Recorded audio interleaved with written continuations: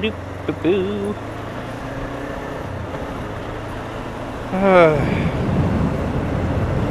Well, that needs to be cleaned. Lol. Too little too fucking late for that. Whoopsie! So yeah. Oh, fucking hell, they both do. Jesus Christ. Dirty visors. Who has them? Me. As some of you will have seen on the Instagrams, I went hiking recently with an old mate, former colleague. It was a great walk. Highlighted a few things though. Now, I don't feel too bad because I did manage to keep up with him and I did win the little race we had, so fuck him. No, this guy is, you know, I forget the unit he's currently running with, but he's a reservist. He's good enough for the regulars and probably beyond. He's about 10 years younger than me. But on that hike it highlighted a few things. Like, one, it made me sort of like, alright, I'm actually getting where I need to be. Because first thing he said to me when I got out of my car, he was like, fucking hell, Dan, that's an improvement. Like, you're bigger. And I was like, no, thanks for noticing. But no, you noticed that like parts of me were getting to be the right shape that you'd expect from someone looking after themselves. So that was quite nice. The other side of it was like, within a couple of minutes of starting the walk, I realised how fucking fat and out of shape I am. Like I needed any fucking emphasis on it. Like I needed to be shown. Jesus. But yeah, this guy's like 10 years younger than me, and he's not even remotely out of breath yet. And we're walking up steep inclines. And for those who don't know, Mulfamo or Mulfamo, whatever. It's one of the smallest mountains or largest hills in the UK, in Wales. Technically, I think it's still technically a mountain, but it's one of the smallest because it's I think they're arguing over like a couple of feet, if that, in the definition between mountain and hill. Either way, it's quite steep going because it's from a valley into another valley and then to the top. But whatever. Yeah, that little hike with Dan, it highlighted a few things for me.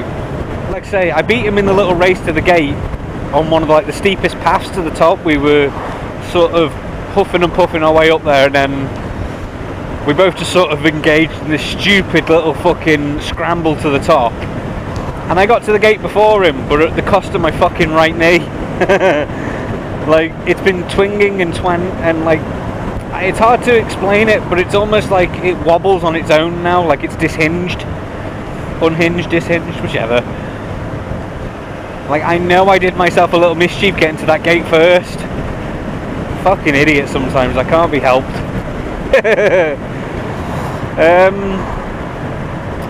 But yeah, you know, we were discussing our various little dietary plans and what we were doing to stay in shape and things, and like, I'm doing more push-ups per set than he is, but he's doing more sets, which equate to more push-ups. He's doing a lot more cardio than me. My cardio is getting up to go to the bathroom when I've forgotten to go for a few hours because I'm playing games. So healthy, so healthy. But I think it's really important. Now this is where I'm getting on to my topic of today, if you can call it that. It's not a rant, ladies and gentlemen, it's not a rant, it's more of a talk, it's more of a TED talk.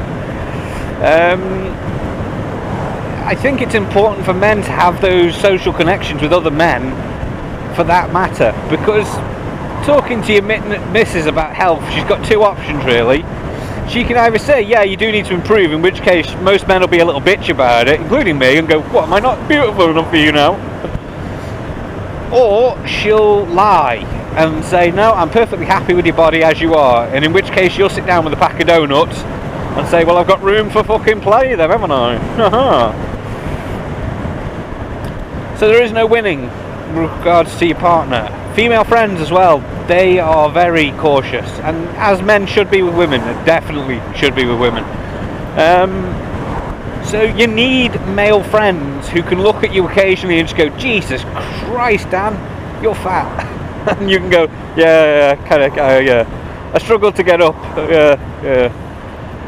I sit down on the couch and it's a difficulty for me to get to my feet. Yeah. I'm afraid the couch is broken now. But you need it. I think it's key, especially in this day and age, for men to have that bond, because we haven't got it anymore.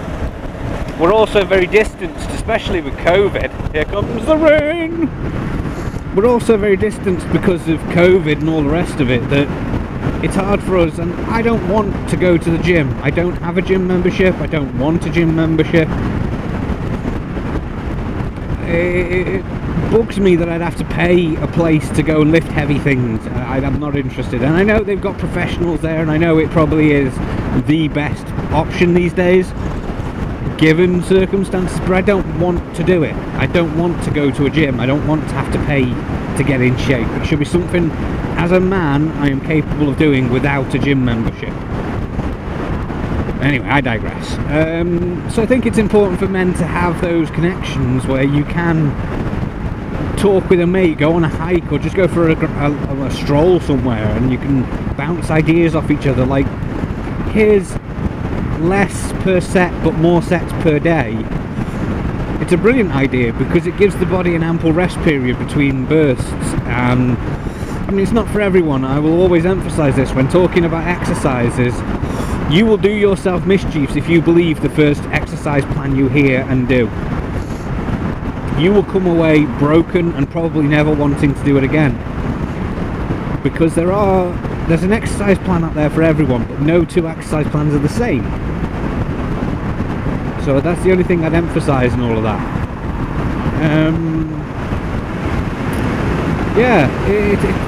It's important for men to get together and share ideas about exercise and mental health as well. It plays a major part, being able just to shoot your shit with your mate. I mean, this is in no way a dig at my partner or anybody's partners for that matter. Don't get your knickers in a twist here now.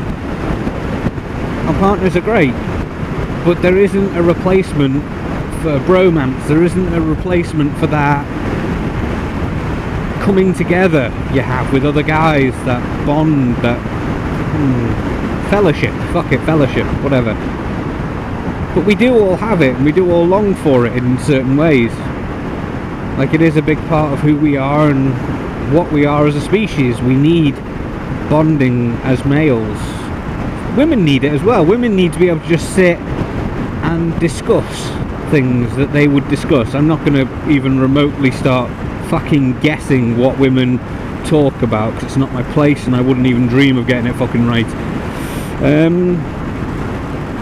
But that's what we all need, and to go without it for long periods of time is tantamount to doing harm to yourself. Again, mental health comes into it in a big way. E.g., you know, being able to discuss things with the guys, just shoot the shit, get things off your chest. Oh man, it makes the world a difference. Just in the small run. I mean, even if it's just every now and again, it's more than we're getting at the moment, or I am anyway. I mean, it's never fucking easy. Life isn't easy these days. It's so complicated, way overcomplicated. You gotta be a man, but not too manly, because if you're too manly, you're not manly enough. It's like, oh, fuck off. You know, I was brought up through an era that said that men had to be manly. You know, you go out, you earn the bread, that's it. If you cry, you kill yourself with a rock in the basement. That's the way we do. Thanks for looking, cunt. I can't fucking see!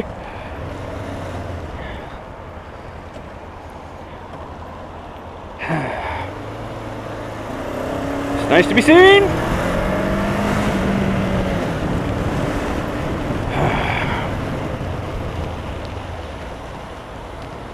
Rain tastes good.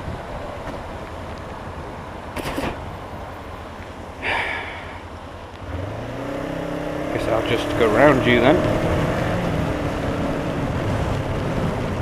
And you, and you, and you, and you, and you. massive gaps up here for no reason whatsoever. Bell ends. Yep.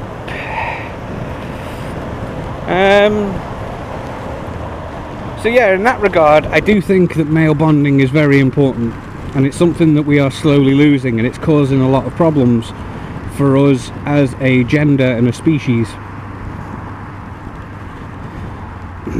Steaming up! Can't fucking see. See, I'm very testy because I haven't had my male bonding this week. JK. But no, I do think it's incredibly important to us that we have connections and people we can rely on and talk to, and you know, just share shit. God damn, where did this come from? It's like right in the face. Never mind. I'll have to fuck with my visor later and figure out why it's steaming. I think one of the screws has come loose on me, what's the name of it? Whatever. I got one of them stupid visors that does like it's gonna be a long fucking night if I haven't even started work yet, which is 12 hours long, and I can't remember the name of the pin lock, thank fuck for that, inside my helmet. Couldn't remember the name of it. I knew what it was, I knew how it worked, or was meant to, which evidently it fucking ain't. Where the fuck are you going? God, I wish there was a red light camera here. Dickhead. So yeah, it's yeah, steamed up, bastard.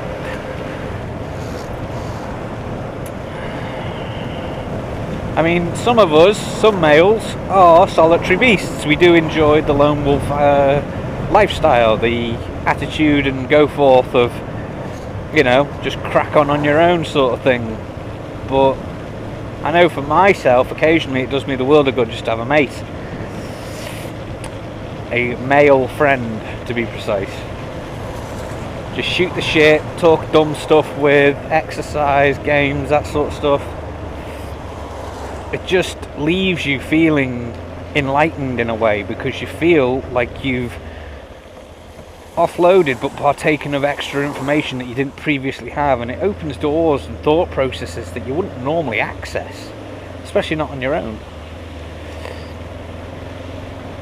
I mean, I always consider the amount of sets I'm doing when I'm exercising and things, and trying new exercise to see what works for me, but it's just something about having that natter with another bloke and them saying, well, this is what has worked for me, this is what's given me these rewards, these negatives. It just seems to open up pathways in the brain that make you think a little bit more clearly about the topic at hand. I don't know, maybe it's just me. I just think maybe there's something in it that we're all disconnected nowadays. We don't really have male bonding, and it's causing a lot of mental health problems for young men.